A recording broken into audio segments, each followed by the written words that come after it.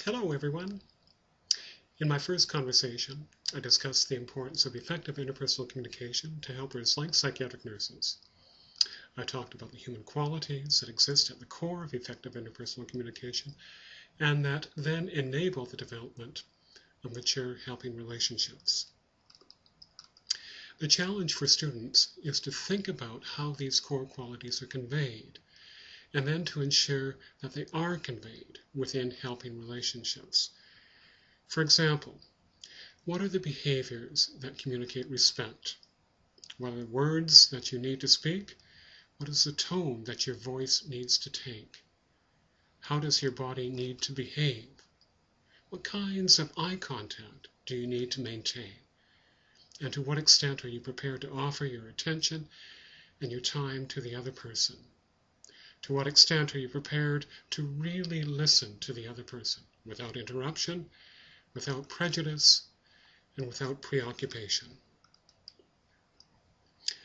Another challenge for students is to strive to practice effective interpersonal communication skills beyond the confines of the lab environment, so that every encounter provides an opportunity to consciously work to be effective in the communication that you have with other people, with your instructors, with your family, with your friends, with strangers, and certainly with your clients.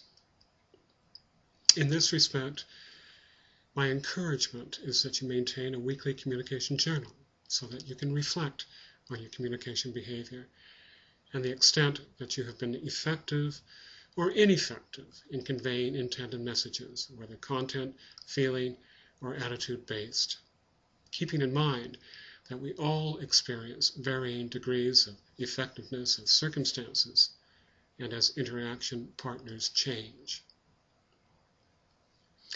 As you reflect on your work or on your week, select a segment of an interaction that you had in which your communication or that of the other person was effective or helpful.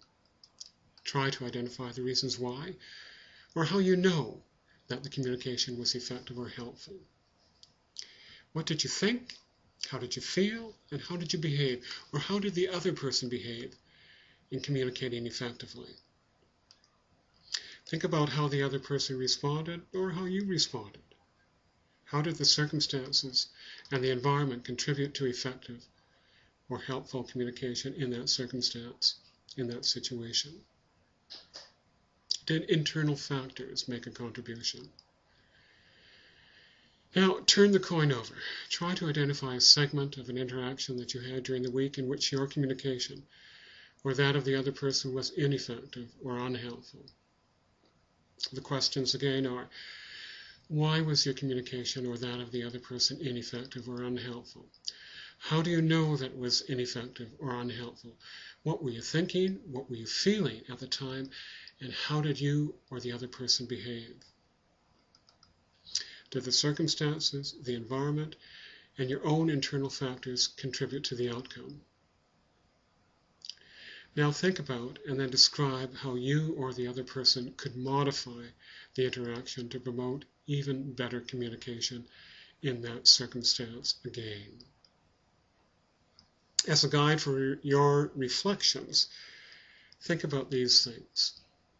Think about the clarity of yours and the other person's verbal communication, the nature of yours and the other person's nonverbal behavior, the quality of listening that was used by you and by the other person, whether or not feedback was used to increase understanding, whether or not environmental factors that were interferences, or whether they contributed to effective communication. Think about the presence of disability, if it was a factor. Think about whether language, gender, social status, or cultural differences had an impact. And think about the extent to which openness or defensiveness existed. As well, think about the mood or the emotional state of both partners, the health and the wellness levels of both participants, and the level of comfort or the degree of anxiety that existed within the interaction. Were there any psychological distractions? And were appearance and relationships factors in themselves. Finally, whenever you encounter someone who has communicated particularly well with you, or when you encounter situations or circumstances that seem particularly conducive to effective or helpful communication, identify and note the qualities that seem to make a difference. There is something to be learned and growth to be experienced from every conscious encounter that you have. The key is that you remain open to possibilities, that you remain committed to building your own repertoire of effective communication skills. Ultimately, the benefactors will be your patients, your clients.